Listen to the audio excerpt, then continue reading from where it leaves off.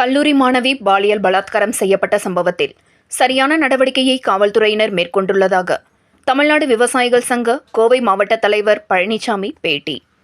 கடந்த 2 தினங்களுக்கு முன்னர் கல்லூரி மாணவி கூட்டு பாலியல் பலாத்காரம் செய்யப்பட்ட சம்பவம் கோவையில் பெரும் அதிர்ச்சி அலைகளை ஏற்படுத்தியுள்ளது. இந்த நிலையில் இந்த சம்பவத்தில் 3 குற்றவாளிகளை காவல்துறையினர் சுட்டுப்பிடித்தனர்.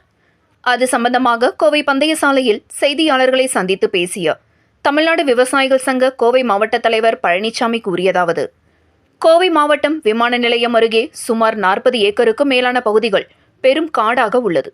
இந்த பகுதியில் பகல் வேளையில் கூட ஆட்கள் நடமாட்டம் அதிகம் இல்லாத நிலை உள்ளது.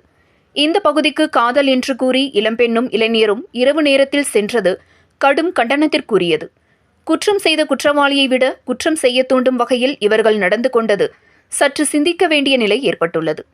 பாலியல் பலாத்காரம் செய்யப்பட்ட நிலையில் இளம்பெண்ணும் தலையில் வெட்டுக்காயத்துடன் இளைஞரும் இந்த பகுதியில் கிடப்பதாக காவல்துறையினருக்கு தகவல் கிடைத்ததும் துரிதமாக செயல்பட்டு இருவரையும் மீட்டு உயிருக்கு ஆபத்து ஏற்படா வண்ணம் மருத்துவமனையில் சேர்த்துள்ளனர். மேலும் இதில் சம்பந்தப்பட்ட 3 குற்றவாளிகளையும் 24 மணி நேரத்திற்குள் கண்டுபிடித்து அவர்களை சுட்டு பிடித்து காவல்துறை மாண்பை காத்துள்ளனர். உடனுக்குடன் நடவடிக்கை எடுத்த காவல்துறை அதிகாரிகளுக்கு தமிழ்நாடு விவசாயிகள் சங்கம் சார்பில் மனமார்ந்த நன்றிகளையும் வாழ்த்துக்களையும் தெரிவிப்பதாக கூறினார்.